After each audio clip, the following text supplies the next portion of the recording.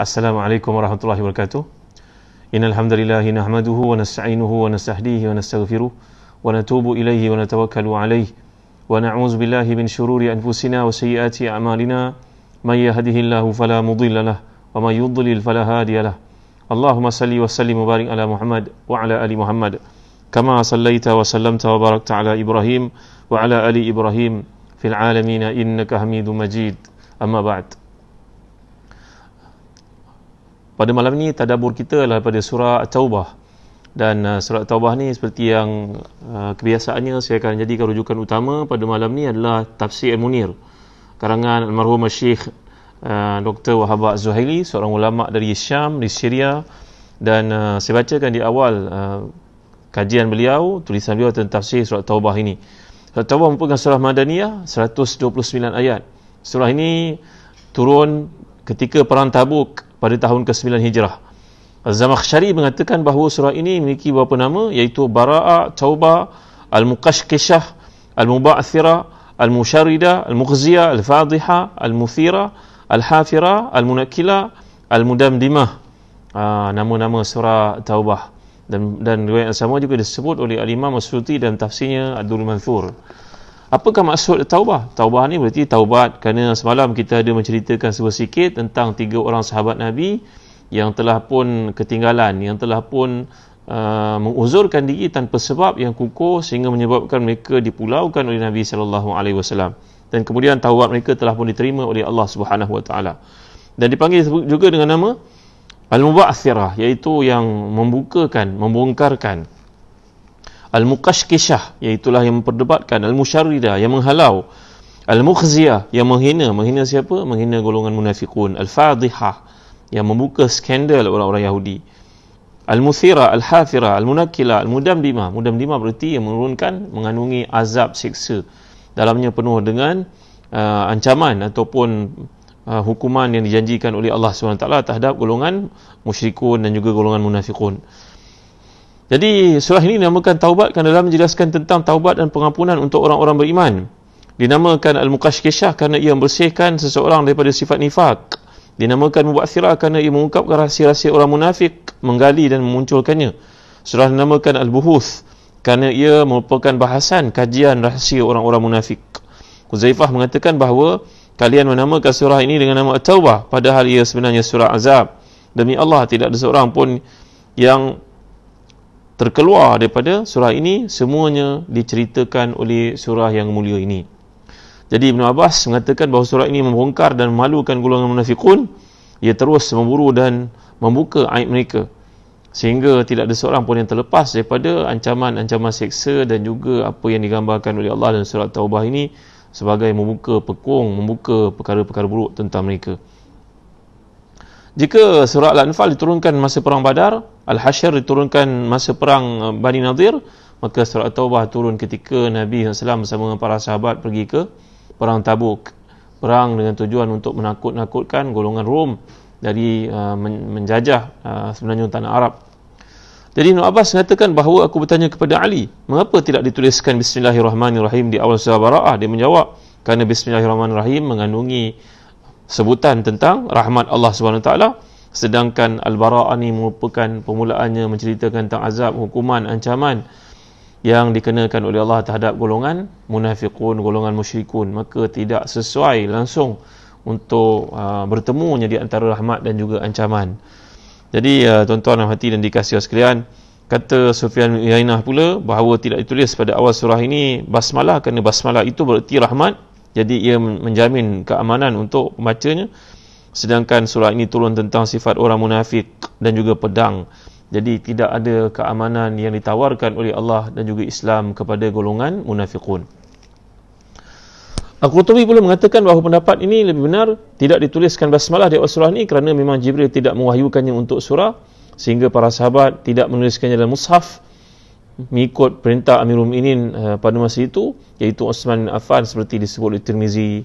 Jadi Al-Imam Tirmizi meriwayatkan hadis bahawasanya Amirul Mukminin Uthman bin Affan ketika membuat duplikasi kepada Al-Quran itu untuk diedarkan ke semua aqtar, ke semua daerah orang-orang Islam, Maka Sayyidina Uthman bin Affan tidak menulis bismillah pada awal surah Bara'ah, surah Taubah ini sebagai mengikuti Nabi Muhammad sallallahu alaihi wasallam punya perintah. Jadi tuan-tuan dan puan-puan dan dikasihi sekalian, ini adalah satu mukadimah untuk surah At-Taubah. Cuba kita lihat bersama. Bara'atun minallahi wa rasulihi ilal ladzina ahadtum minal musyrikin fasihu fil ardi arba'ata ashhurin wa'lamu annakum ghairu mu'jizillahi wa annallaha mukhzil kafirin wa adhanun minallahi wa rasulihi ilan nasi yawmal hajjil akbari annallaha bari'un minal musyrikin wa rasuluhu fa in tubtum fahuwa khairul lakum wa in tawallaytum fa'lamu annakum ghairu mu'jizillah wa basyiril ladzina kafaru bi'adzabin alim. Sadaqallahul azim. Inilah pernyataan pemutusan perhubungan daripada Allah dan Rasulnya kepada orang-orang musyrikin yang kaum muslimin telah pun mengadakan perjanjian dengan mereka. Maka berjalanlah kamu, wahai kaum musyrikin, di muka bumi hanyalah selama 4 bulan, dan ketahuilah sesungguhnya kamu tidak akan dapat melemahkan Allah, dan sesungguhnya Allah menghina orang-orang kafir.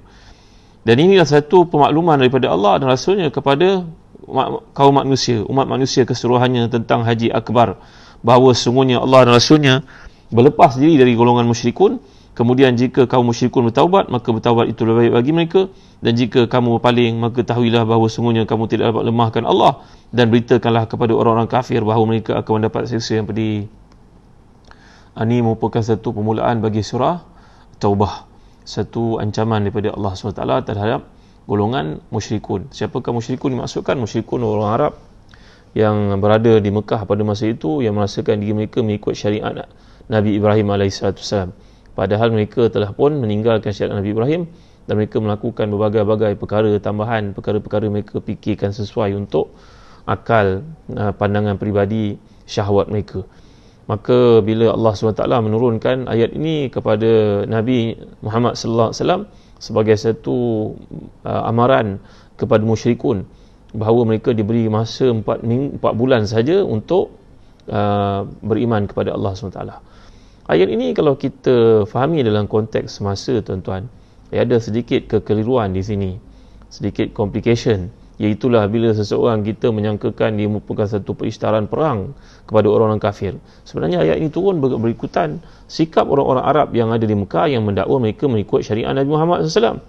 Padahal mereka hum fi wadin wal Islam wadin akhar. Mereka menyangkakan mereka mengikut syariat Nabi Ibrahim, padahal mereka tidak mengikutinya langsung. Maka Allah SWT memberi kepada mereka amaran bahawa bukan itu yang dimaksudkan syariat Nabi Ibrahim. Syariat Nabi Ibrahim adalah syariat Nabi Muhammad SAW. Justru kami memberi peluang kepadamu, wahai orang-orang musyrikin yang berada di Mekah, selama 4 bulan untuk kamu masuk Islam. Selepas itu kalau kamu tidak masuk Islam, maka ancaman perang ini dikenakan kepadamu. Dia satu benda yang fair, tuan-tuan, kerana orang-orang Arab mengatakan mereka mengikut syariat Ibrahim. Sekarang bila datang Muhammad bawa syariat yang benar, iaitu syariat Nabi Ibrahim yang asal, yang belum dipinda itu, dengan wahyu daripada Allah SWT sebagai Nabi terakhir untuk umat, maka golongan musyrikun Arab menolak, mengatakan kami ikut syariat Nabi Ibrahim. Siapa yang lebih betul? Kamu ke ataupun Nabi Muhammad SAW? Maka kalau kamu tidak betul dengan segala pembinaan yang telah kamu lakukan, sebahagian pada kamu membunuh anak-anak perempuan, wa idza busyira ahaduhum bil untha dhalla wajhu muswaddan wa huwa kadhim. Ada pula yang tawaf dengan keadaan berbogil, tidak pakai apa-apa, telanjang bulat. Apakah ini syariat Nabi Ibrahim? Maka tentulah Mekah tidak sesuai untuk dilakukan perkara-perkara sedemikian yang cocok dengan hawa nafsu kamu, syahwat kamu. Walau ittaba'al haqqu ahwa'ahum la fasadatis samawati wal ardu wa man fihin. Kalaulah mengikut Islam ini kena ikut syahwat kamu, maka akan rosak, binasa langit dan bumi dan apa-apa yang ada antara keduanya. Maka tuan-tuan yang dimuliakan Allah sekalian, dalam surah Taubah ini Allah SWT memberikan peringatan kepada golongan musyrikun Arab agar masuk syariat Nabi Muhammad sallallahu alaihi wasallam. Jadi tuan-tuan yang dimuliakan Allah sekalian, dan dalam surah Taubah ini membongkarkan segala kejahatan kaum munafiqun. Dan semalam kita ada ceritakan tentang berkaitan dengan 3 orang sahabat Nabi sallallahu alaihi wasallam yang tidak mengikuti, tidak menyertai peperangan Tabuk bersama dengan Rasulullah SAW, sehingga Allah SWT menurunkan ayat untuk mereka. A'udzubillahi minasyaitanirrajim. wa 'ala thalathati alladhina khulifu hatta idza dhaqat 'alaihimul ardu ma rahubat wa dhaqat 'alaihim anfusuhum wa dhannu an la malja'a min Allah ilaihi thumma taba 'alaihim liyatubu innallaha huwat tawwabur rahim. Dan terhadap 3 orang yang ditangguhkan permintaan awal mereka sehingga menjadi bumi itu sempit bagi mereka, padahal bumi itu luas, dan jiwa mereka pun menjadi sempit terasa oleh mereka, serta mereka telah mengetahui bahawa tiada tempat lari dari seksa Allah SWT melainkan kepadanya sahaja. Kemudian Allah menerima taubat mereka agar mereka tetap dalam taubatnya. Sungguhnya Allah yang maha penerima taubat lagi maha penyayang. 3 orang yang maksudkan itu telah kita huraikan semalam: Ka'ab bin Malik, Hilal bin Umayyah dan juga Murarah bin Ar-Rabi'. Jadi mereka ni tuan-tuan dimuliakan Allah telah pun ketinggalan daripada perang Tabuk, dalam keadaan Ka'ab bin Malik lah yang paling banyak menceritakan pengalaman pahit itu.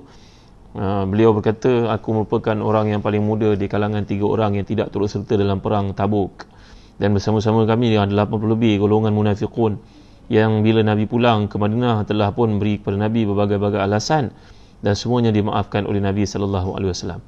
Tetapi bila tiba pada kami menceritakan perkara yang benar, maka Nabi SAW telah mengatakan, tunggu dulu, amma hadha faqad sadaq, maka tunggulah hatta yaqdi Allahu fika, sehingga Allah membuat keputusan terhadap kamu ini.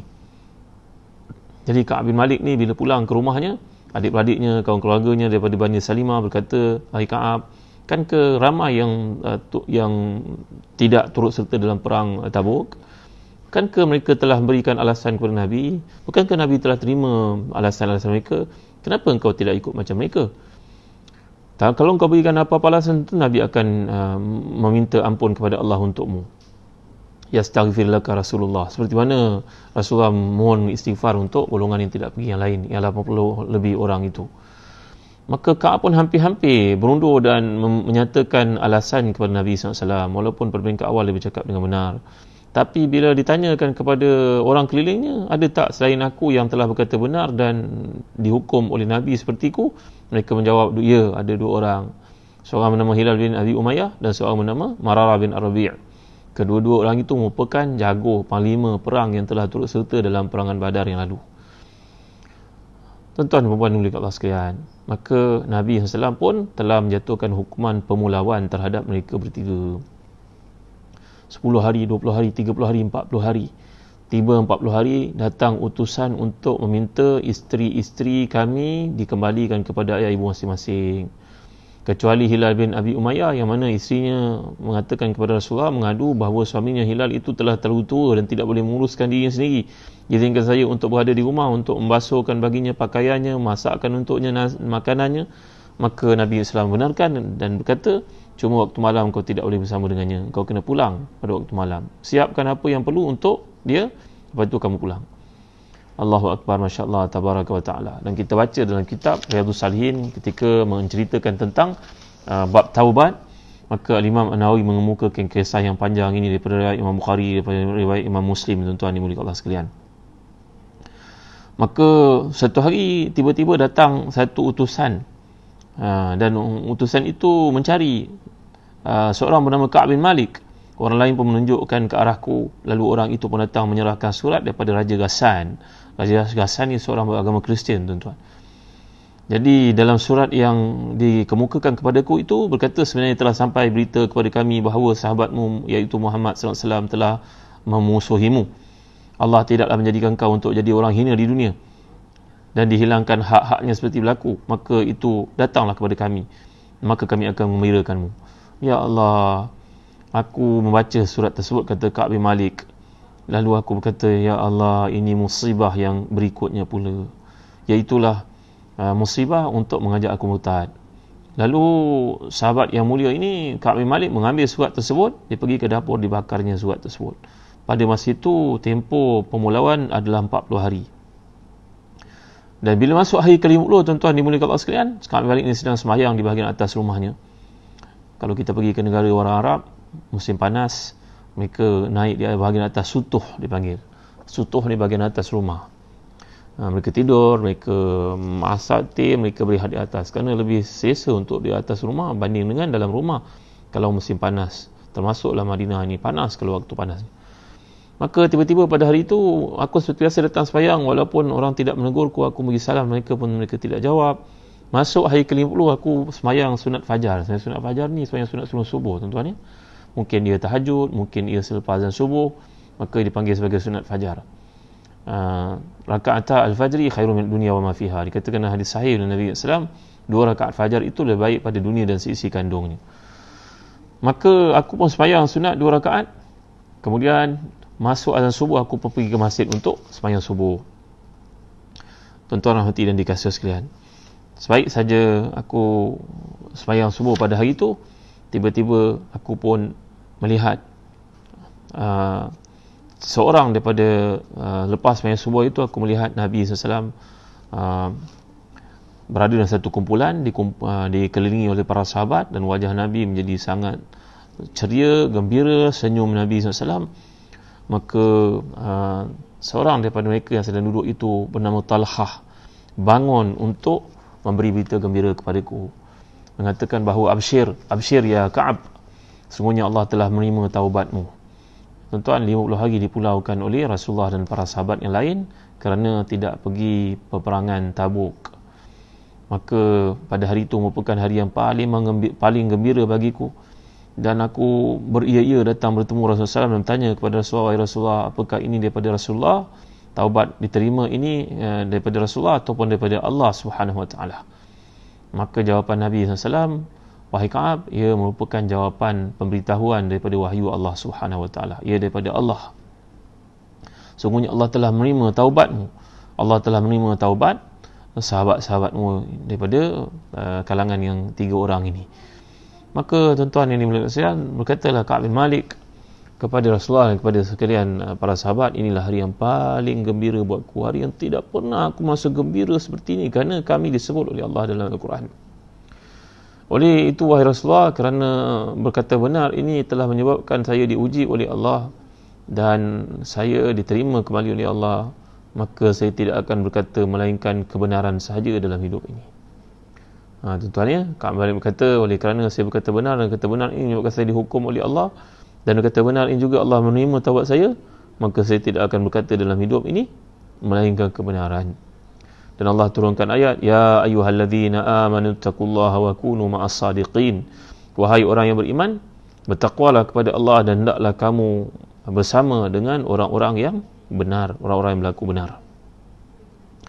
Jadi Allah telah menerima taubat ketiga orang ini, yang digambarkan ala thalathati alladzina khulifu hatta idza dhaqat alaihimul ardu bima rahubat wa dhaqat alaihim anfusuhum wa dhannu an la malja'a minallahi illa ilaih thumma taba alaihim liyatubu innallaha huwat tawwabur rahim. Dan terhadap 3 orang yang ditangguhkan pengetahuan mereka sehingga bila bumi menjadi sempit bagi mereka, sedangkan bumi itu luas, dan hati mereka menjadi sempit kerana pemulawan hukuman dilakukan Rasulullah dan orang Islam terhadap mereka, maka mereka pun telah mengetahui bahawa tiada tempat lari dari siksa Allah melainkan kepadanya.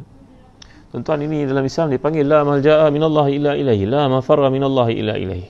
Dalam apa jua kehidupan kita, kesusahan yang berlaku, kita mesti kembali pada Allah, kerana tiada tempat lain untuk kembali melainkan kepada Allah. Tuan, mana kita nak lagi tuan-tuan?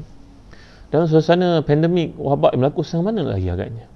Boleh tuan-tuan beritahu saya ke mana tuan-tuan nak pergi? Ke Amerika pun meningkat penyakit pada hari ini. Tuan-tuan nak pergi ke Eropah tak terima tuan-tuan. Tuan-tuan nak pergi ke mana? Ke Saudi pun tak terima tuan-tuan. Maka inilah yang dikatakan oleh Allah, la malja'a minallahi ilaihi, la mafarra minallahi illa ilaihi. Tidak ada tempat lagi melainkan kepada Allah sahaja. Maka kembalilah kita kepada Allah, bertaubatlah kita kepada Allah. Dalam surat Taubah ini, antara intinya, antara tulang belakangnya, antara backbone-nya adalah penceritaan tentang taubat para sahabat. Walaupun para sahabat ni sebaik-baik generasi yang tidak akan lahir lagi di bumi orang yang hebat dan saleh seperti mereka, tidak ada siapa yang dapat menandingi kesungguhan mereka dan keimanan pada Allah, tetapi mereka juga melakukan kesalahan mereka mengetahui Allah SWT menerima taubat mereka. Tuan-tuan dimuliakan Allah sekalian, ketika berada di Mekah satu masa dahulu, di Madinah menaikkan umrah, saya mendengar satu kuliah disampaikan oleh seorang tuan guru.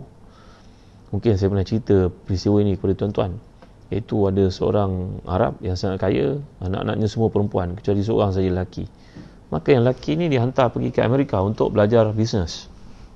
Dia kata, Muhammad, ayah hantar pergi ke Amerika, belajarlah bisnes, balik besok boleh take over bisnes saya. Maka Muhammad pun pergilah ke Amerika. Di Amerika, Muhammad duduk, diceritakan oleh Syekh ini dalam Masjid Nabawi, dalam kuliah disampaikan tentang taubat. Maka pemuda bernama Muhammad ini sampai di Amerika, dia mengalami culture shock. Kerana kehidupan di Amerika itu serba mewah, senang, jauh daripada ayah ibu, tak ada kekangan agama, apa nak buat pun boleh. Muhammad diberikan segala kemewahan, rumahnya, keretanya. Maka lama kelamaan Muhammad pun muda-muda terikutlah dengan kawan-kawannya, pergilah ke kelab malam. Pergi beberapa ketika, tertariklah dengan seorang perempuan penghibur di kelab malam itu. Perempuan itu pula kebetulan seorang Arab, pelarian politik dari Lebanon ke Amerika. Maka perempuan gadis yang cukup cantik pada pandangan Muhammad itu berjaya memikat hatinya. Akhirnya Muhammad pun terpedaya dengan perempuan tersebut. Perempuan itu pun datang duduk di rumahnya, berkelakuan macam suami isteri tanpa pengetahuan ayah ibu Muhammad yang berada di Saudi. Tuan-tuan dimuliakan Allah sekalian, maka perempuan ini lama kelamaan menunjuk Muhammad, semua benda baik pada Muhammad, kecuali satu je aku tak suka pada engkau Muhammad. Apa dia? Wahai temanku, aku tak sukalah Muhammad, nama engkau Muhammad.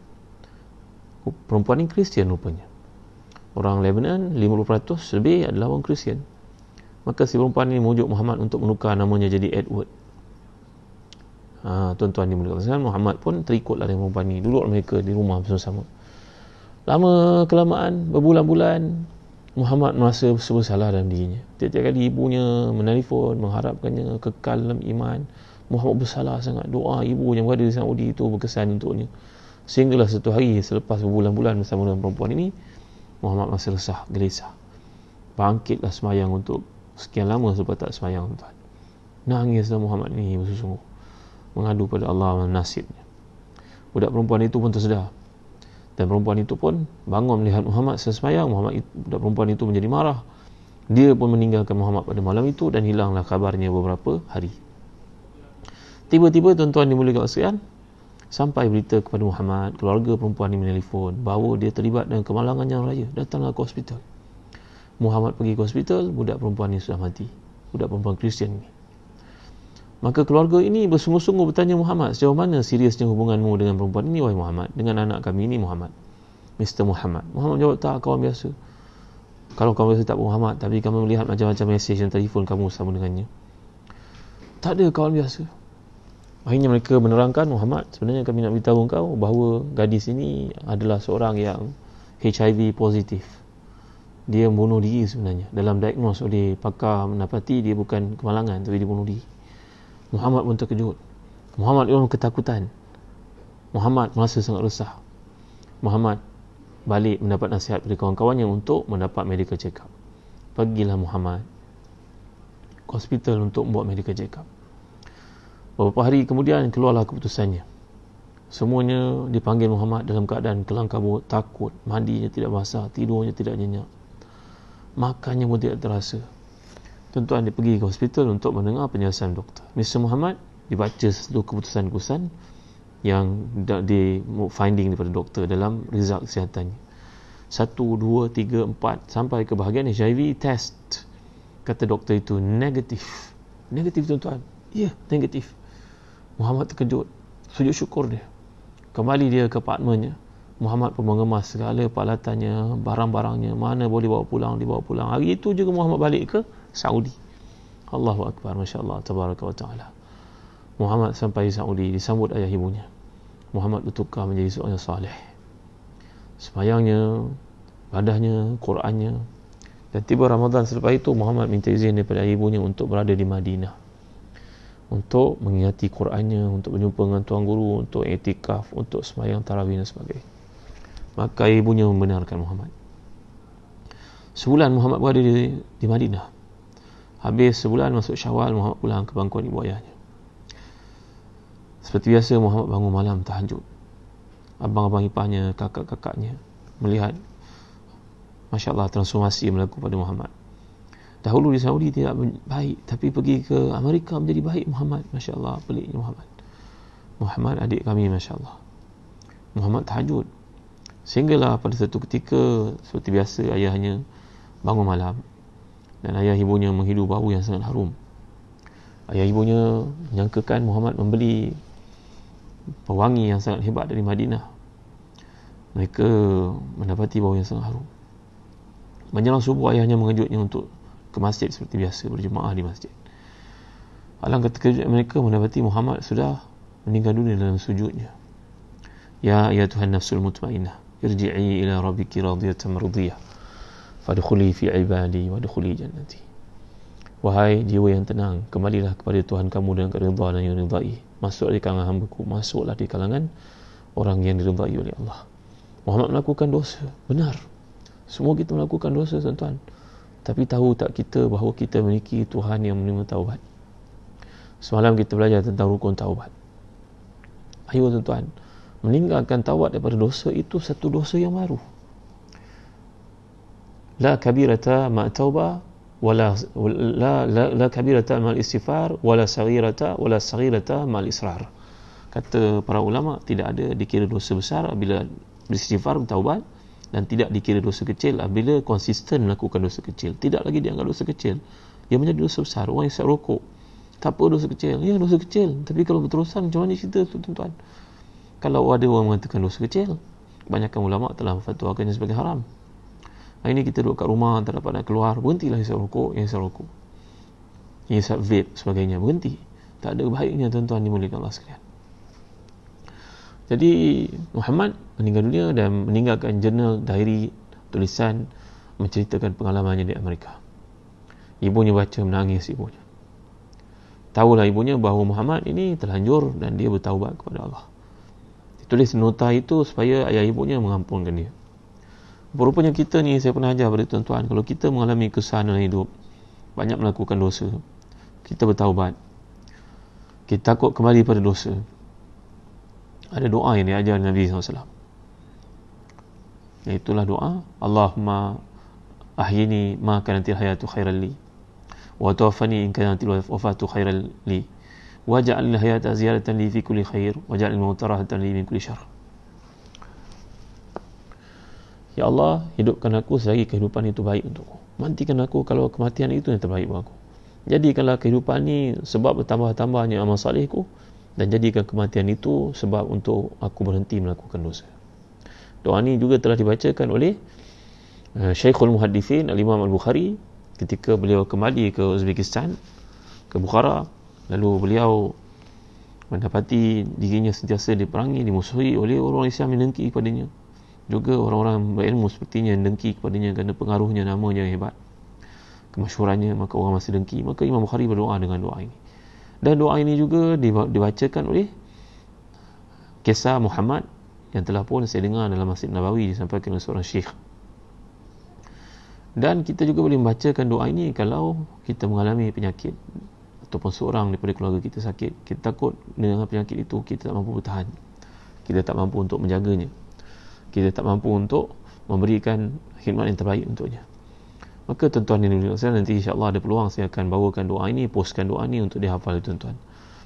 Jadi kisah taubat ini adalah satu benda peluang dalam Islam untuk setiap orang yang berdosa. Setiap orang yang melakukan dosa besar, mereka bertaubat, mereka akan dapat syafaat Nabi SAW di akhirat. Saya pernah cerita kepada tuan-tuan tentang syafaatul uzma ni dalam beberapa siri yang lepas. Tuan-tuan rujuk.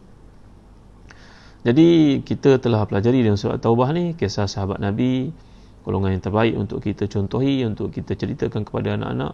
Ceritakanlah cerita-cerita seperti ini untuk anak-anak kita sebelum mereka tidur.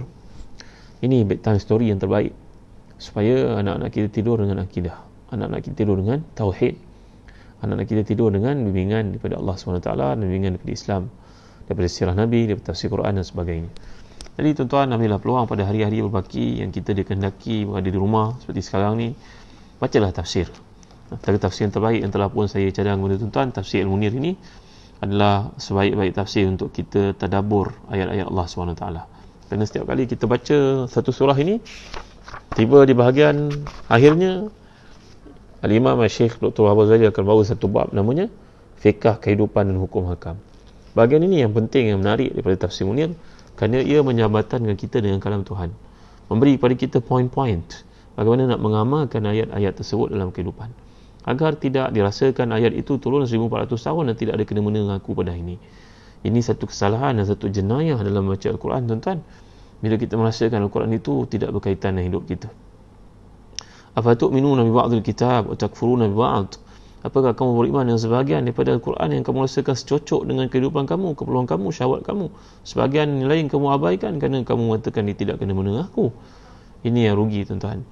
Jadi mudah-mudahan pada hari-hari berbaki, daripada waktu kita dikenaki mengurangkan pergerakan, berada kat rumah, bacalah tafsir, tuan-tuan. Jangan tidur pada satu malam, melainkan kita ajak keluarga kita untuk sama-sama menghayati tafsir. Ini namanya tadabbur. Kita tidak memiliki kefahaman bahasa Arab yang tinggi macam ulama'-ulama'. Kita perlu kepada bahan-bahan seperti ini untuk membantu memberi kefahaman yang lebih jelas terhadap apa yang sedang dibincangkan. Jadi yang terakhir sekali, tuan-tuan, pada malam ni, marilah sama kita bertaubat kepada Allah Ta'ala. Astaghfirullah, astaghfirullah, astaghfirullah. Ni guru saya berkata, tengok jari kita ni. 1, 2, 3, 4. 4 kan? 5, 6, 7, 8.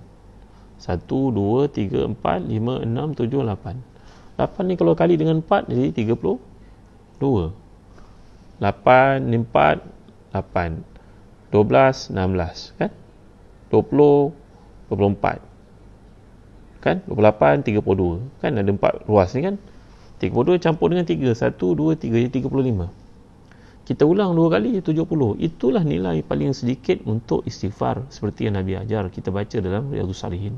Semalam saya bacakan hadis berkaitan taubat. Jadi kalau 70, minimum. Cuba kita biasakan lebih daripada 70. Berapa lama sangat, tuan-tuan? Tak lama, tuan-tuan. Bagi kita yang rasa susah nak tidur pada waktu malam, jangan lupa baca doa yang Nabi ajar kepada kita. Kalau kamu rasa beban, stres seharian, Nabi mengajar kepada Fatimah radhiyallahu anha ketika beliau datang berjumpa dengan Rasulullah untuk minta pembantu di rumah. Maka Rasulullah mengajar Fatimah untuk membaca Subhanallah 33, Alhamdulillah 33, Allahu Akbar 33, dan disempurnakan dengan La ilaha illallah wahdahu la syarikalah, lahul mulku wa lahul hamd wa huwa ala kulli syai'in qadir. Jadi 100, 33, 33, 33, 99, campur La ilaha illallah wahdahu la syarikalah, lahul mulku wa lahul hamdu wa huwa ala kulli syai'in qadir, 100. InsyaAllah semua beban yang akan kamu lalui dalam hidup ini menjadi ringan, kata Nabi SAW kepada putrinya tercinta Fatimah Zahra.